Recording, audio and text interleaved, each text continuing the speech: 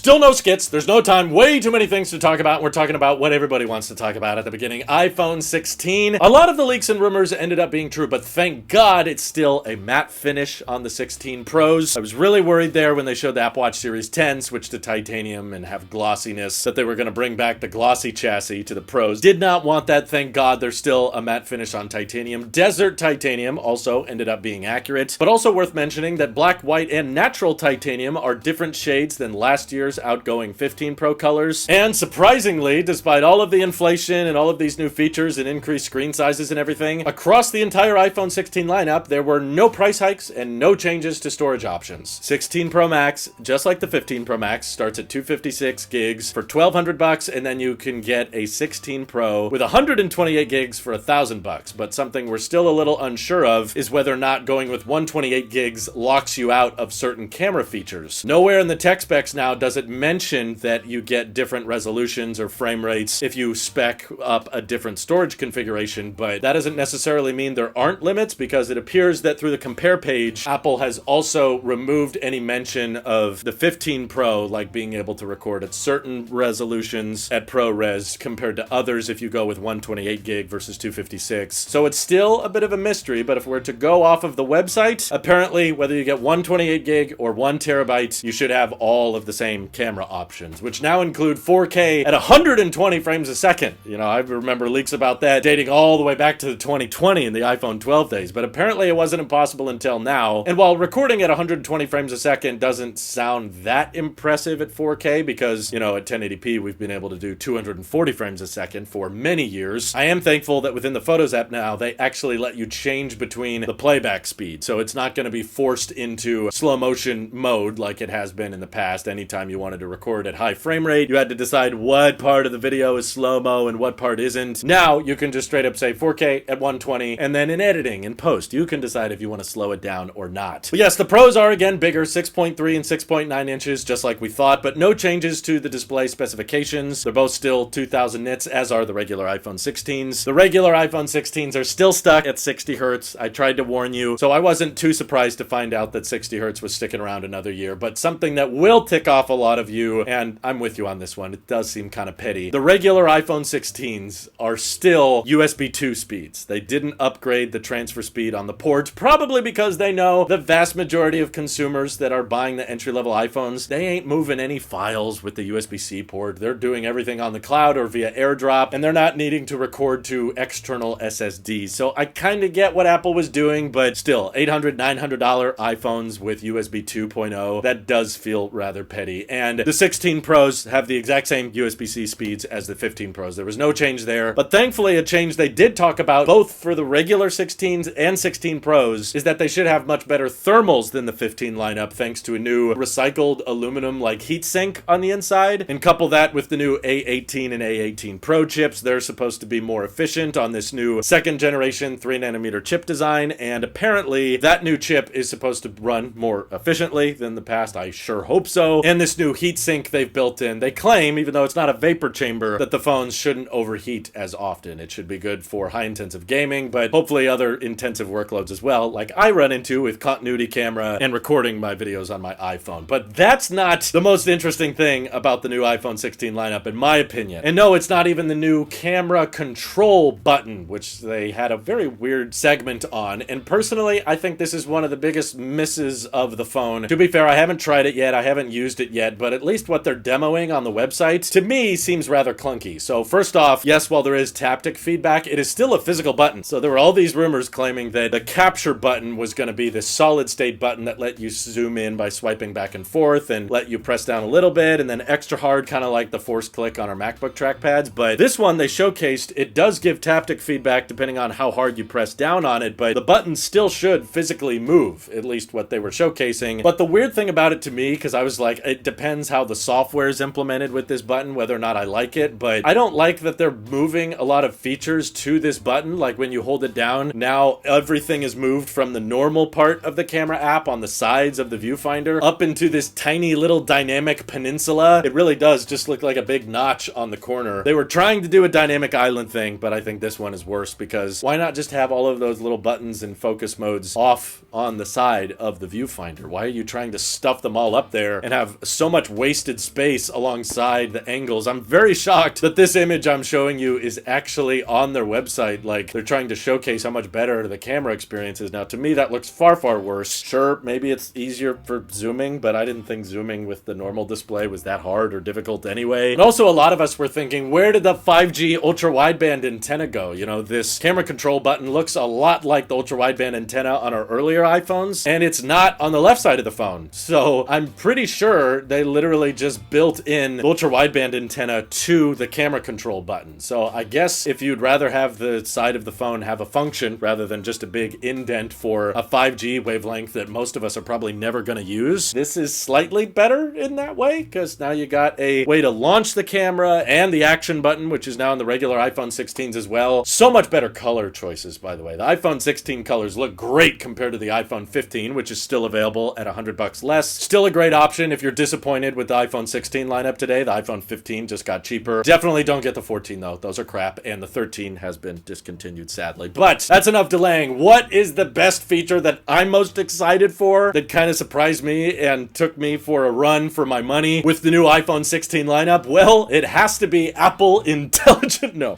Apple Intelligence sucks, and they talked about it way too much at this event. It's all a bunch of gimmicky features. I'm sick of putting cowboy hats on every emoji, okay? I don't need a large language model just to send a picture of a capybara to my family. No, that stuff is all ridiculous, but it's actually the microphones. This pertains to my line of work quite substantially because, as a lot of you guys know, I record all of my Tailosive Tech and EV and Tailosive Life videos using my iPhone. But of course, while the video quality is fantastic on these phones and can rival that of professional DSLR cameras, the audio quality has always been lackluster, which is why I was so thankful for USB-C on the iPhone, because that let me plug in my external zoom microphone. This thing, which is always just off camera, just a little bit, because whenever I tried to record tech videos off of the onboard microphone on the iPhone, it was a dead giveaway. Nobody liked the audio quality, and that's why I use an external mic. But Apple detailed at this event how the 16 Pros are actually going to be doing something I've suggested for a long, long time, so it feels kind of fun to be like directly catered to in some way. But they're saying they're bringing those studio quality microphones, the ones that I love on my MacBook Pro so much, over to the iPhone now. So there's more microphones than before, and then couple that with a new software algorithm for isolating voices and capturing surroundings. I'm not as interested in the spatial audio stuff, but they demonstrated how you could switch between different audio profiles when recording a video off of the iPhone, and this is definitely something I could see myself using, because it could potentially mean that I don't have to fuss around with an external microphone, how I mount it, where I mount it. I gotta have 2 tripods. When I travel, I gotta make sure I've got my adapter and the cable and everything, and the iPhone is sufficiently charged not just for its own recording, but also my iPhone is powering the Zoom mic through USB-C, which is cool that it does all that. But if the iPhone itself has studio quality microphones that can isolate my voice and emulate this experience, that honestly makes me very, very tempted to upgrade. But I'm not committing to anything in today's video just because I need to try it. I need to use it. I want to know if Apple is overhyping it and making it sound like it's better than it is. And then if I actually try it and use it and I decide, you know what, this does help my workflow a lot. This does streamline many things. You know, I use my iPhone even as my webcam from my Mac with continuity camera, and continuity camera lets you use the onboard iPhone microphone. So this could be an upgrade not just for the recording of the videos, but also for the podcasts and the live streams whenever I use my iPhone as an external webcam. So that in itself could be a real deal maker for my use cases. For the everyday consumer, probably not a huge deal. iPhone mics are pretty good as is, but I was very, very excited to see the different UI elements they had baked in, and I'm very thankful that Apple is putting in attention to features I care about, like the microphone quality, because I feel like that's been neglected and hardly talked about for many, many years. It's basically just been stereo audio recording enabled back when the 10S came out in 2018, and since then it's just like, oh yeah, I mean, I guess the audio kind of channels in when you zoom a tad, but this sounds like a noticeable step change in audio performance, which is excellent. And also better battery life across the entire iPhone 16 lineup. The 16 Pro Max, they're saying, is the best battery life ever in an iPhone, and the tech specs do hold up to it. They're saying like 105 hours of audio playback. But one little detail that they didn't mention is that as far as wired charging has gone, there's been no upgrades in the wattage, and in fact, because the 16 Pro Max is bigger and likely has a physically larger battery on the inside, now it actually takes longer to charge than before. It's the only slight downgrade we're seeing with the 16 Pro Max, is that, at least according to the website, charging to 50% with the 16 Pro Max takes 35 minutes, whereas on the 15 Pro Max Max, it took 30 minutes. There was improvements in charge speed for MagSafe though, so now Apple is shipping these new MagSafe pucks with braided cables, and those go up to 25 watts, and that's available for the entire iPhone 16 lineup. You don't just need the Pros to access 25 watts, but still not incredibly fast charging for wired or wireless. In fact, at this point, I think actually MagSafe charging might be faster than wired. I don't know why they designed it that way, but that's just how it appears at the moment. And what was really funny to me was that throughout the entire very boring and very lazy transitioned keynote, the regular iPhone 16s, they kept saying it got a big boost in battery life, but they wouldn't put a number on it. So when you go to the compare page, they say that the new iPhone 16s have 2 hours more video playback, which in the real world probably translates to like 1 hour more of battery life. Very small improvement. I'm guessing it's the same physical capacities or close, and they're just hoping that the A18 chip is more power efficient, and that unlocks slightly more battery. It's a stretch. It's a little bit weird for sure, but I'm just thankful that the camera bump has actually gotten smaller for the first time in years. It's not shorter, but it just takes up less space on the back of the iPhone. Like, I think that aquamarine iPhone 16 looks absolutely gorgeous, and I just hope that they do a product red version in the spring, because we never got a product red iPhone 15, but sadly no changes to the front-facing cameras at all. It's the exact same true depth camera system as before, but thermals should be better, the displays are bigger, and batteries should be better, but the studio quality microphones, that's a big win in my book, as well as Apple, at least on the 16 Pros, upping the ultra-wide lens to be 48 megapixels. It's always been 12 megapixels from the beginning, and that's usually kept me from ever wanting to use it. It was like anytime I switched to the ultra-wide, the image was way softer, it was not as sharp as the main lens, but now, thankfully, we're going to have a huge sensor on the ultra-wide as well, so I might actually start using it a bit more frequently. It's still a worse aperture, but hey, at least they added that Tetra Prism 5x optical zoom to the smaller 16 Pro now, which is still technically a bigger screen than the 15 Pro, but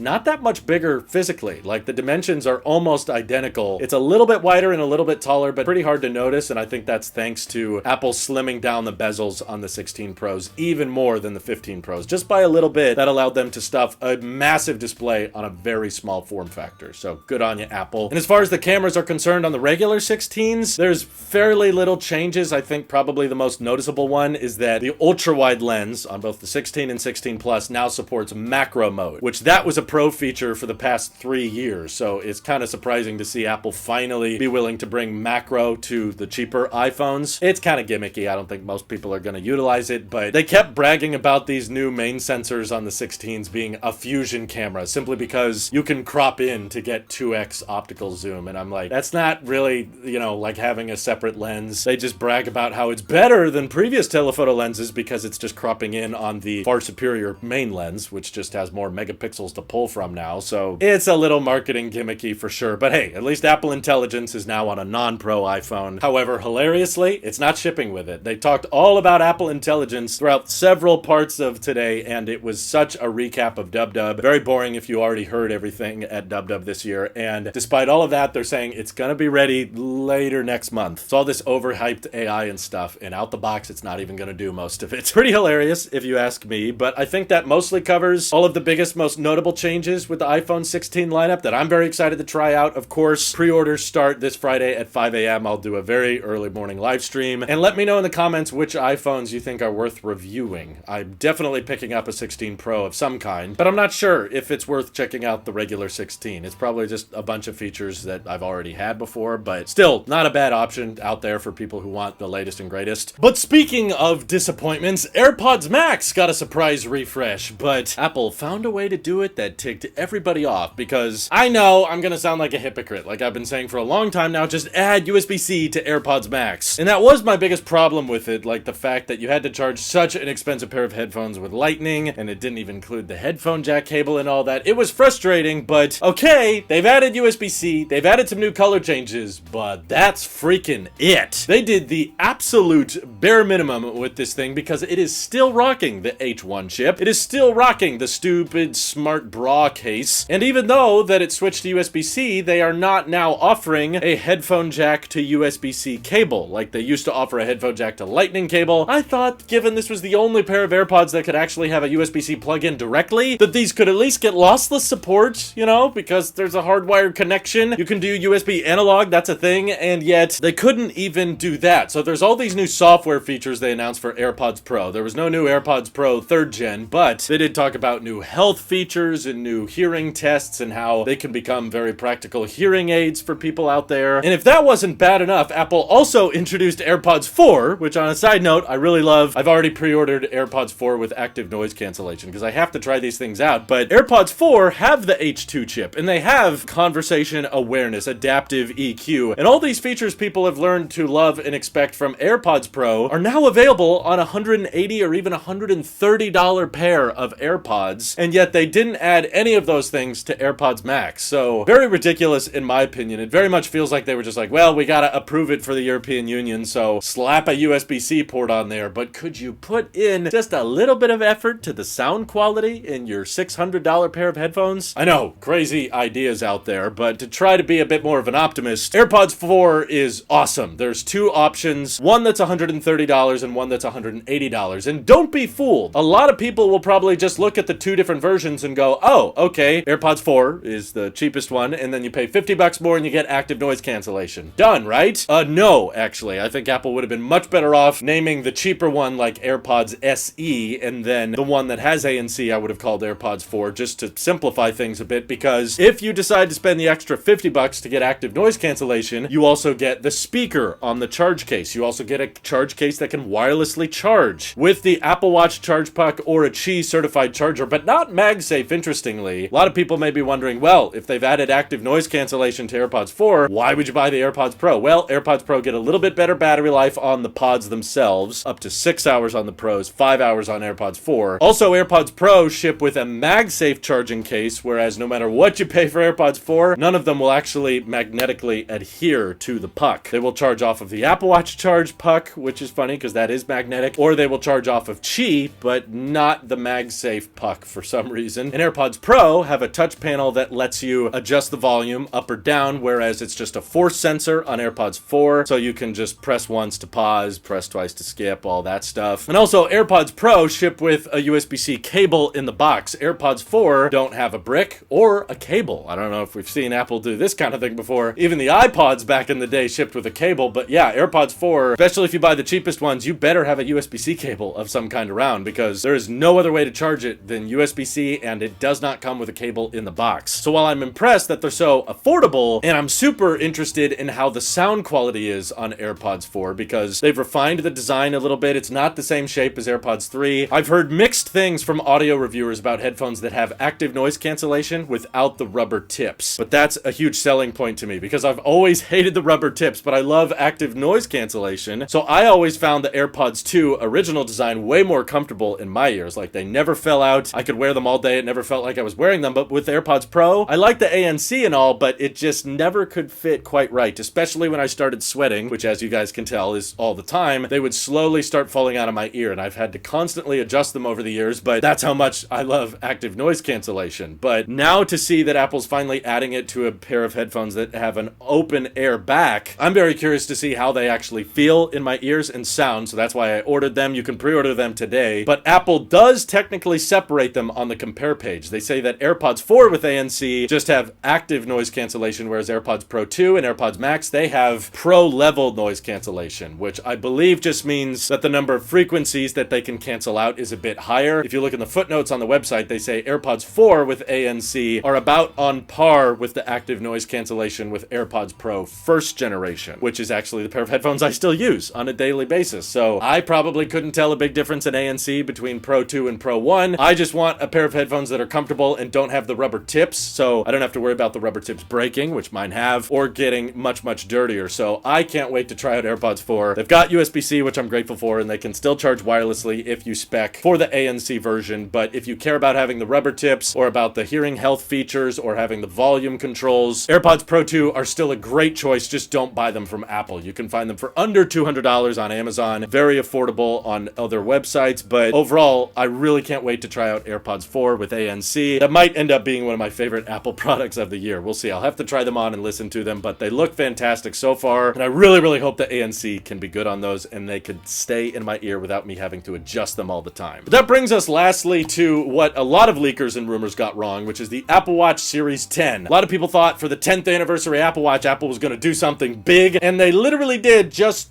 that. It's just bigger. That's about it. There's not any new health sensors. They talked about it having sleep apnea detection, but turns out that's just a watchOS feature, because it's also coming to the Apple Watch Ultra 2. That's right, there's no new Apple Watch Ultra this year. And it's coming to the Apple Watch Series 9, which came out a year ago. So this is clearly just a new software algorithm that doesn't require the new and improved S10 chip that they shipped in the Series 10. But in my opinion, the design is kind of disappointing. I mean, they were saying that Apple was going to radically redesign it this year, but it's 10% thinner than the Series 9, which may sound like substantially thinner and lighter, but the Apple Watch wasn't very thick in the first place, which means the Series 10 is 1 millimeter thinner than the Series 9. I don't think that many people are going to notice. But what I noticed immediately on the website is that the bezels are noticeably larger, and I think Apple is carefully choosing every single image that they're showing of the Series 10 next to the Series 9, because if you look at it from the right angle, I think you'll realize, like, yeah, the Series 10 has the biggest display ever, even bigger than an Ultra, but the bezels are noticeably thicker than the Series 9, 8, and 7, which of course you can find refurbished and cheaper, and there's not a big difference in health features or battery life, by the way. The Apple Watch Series 10, against a lot of what the leakers were saying, has the exact same battery life as before, which in my opinion is a big disappointment. But I guess we should be grateful that the prices didn't go up. They got this new jet black option now, which is kind of like a throwback to the iPhone 7 days, but I don't think that's a great idea, because I owned a jet black iPhone 7, and yeah, it picked up a lot of scratches and scuffs pretty easily because it was aluminum, and now they're bringing that to an Apple Watch, which I feel like would get rubbed and scratched a lot easier, but they did kill off stainless steel. So now if you want the more durable sapphire glass display, which I always recommended, you have to get a titanium chassis, and they found a way to make the titanium glossy, which I'm not a fan of. I always wanted the matte finish, so now even if you have a titanium Apple Watch and a titanium iPhone, the chassis aren't going to match. It's just a little weird, but all they did with the Apple Watch Ultra is add a black option. There's no Ultra 3, which is funny to me because they came up with this new S10 chip, which apparently has a new neural core that's supposed to help with intelligence features, and that's on the Series 10, but it's not on the Apple Watch Ultra 2. Kind of interesting what they're doing. Obviously, nothing was changed with the Apple Watch SE, and the brightness is the same on the Series 10. Again, the display is just bigger, but I suppose we should be grateful that all the old watch bands will continue working. It's just kind of ironic now that 42 millimeters used to be the big size back in 2017, and now 42 millimeter is the smaller Apple Watch size, and it goes up to 46 millimeters for the big boy, which just gets a slightly brighter display from more angles, but at normal viewing angles, it still peaks at 2000 nits. Probably the biggest change is it has a water temperature sensor, which the Ultra already does. It's just able to do it on a non-Ultra watch now. So I suppose they changed the speakers a little bit on the Series 10, so now you can play music and podcasts out of your watch. I don't care how good the speaker is, that's just weird. It's awkward. Why do you want to run around the house with the speaker playing music as you move your arms around? Just wear a pair of headphones or use your iPhone. It's going to have far better speakers. I don't know who these people are. They're going to listen to podcasts on their watch speaker. That's just going to kill the already not great battery life, so I wouldn't recommend it. The refresh rate can be adjusted every second now, so the always-on display is a little bit more responsive. But yeah, overall, I gotta say, I can't recommend the Series 10 to anyone. I don't think anybody needs just a slightly bigger screen or a slightly louder speaker to play media and stuff. I would highly recommend people check out certified refurbished Series 7, 8, or 9. You can find those used for much cheaper than a new Series 10, and get the sapphire glass. It'll last much longer. But that encompasses pretty much the entire event, all the little details that I thought were noticeable / confusing. But what did you guys think was most interesting? I'm definitely super pumped to try out AirPods 4 with ANC. I want to see how they work and how they feel in the ears, because I've really been looking for a pair of headphones just like that. Were you guys disappointed? Were you bored? Feel free to let me know your thoughts down in the comments below. And thank you to everybody supporting this channel directly. Seriously, helps us out a ton, as does just watching these videos. So thanks again. This is your Apple Sleep here, and I will see you all in the next one.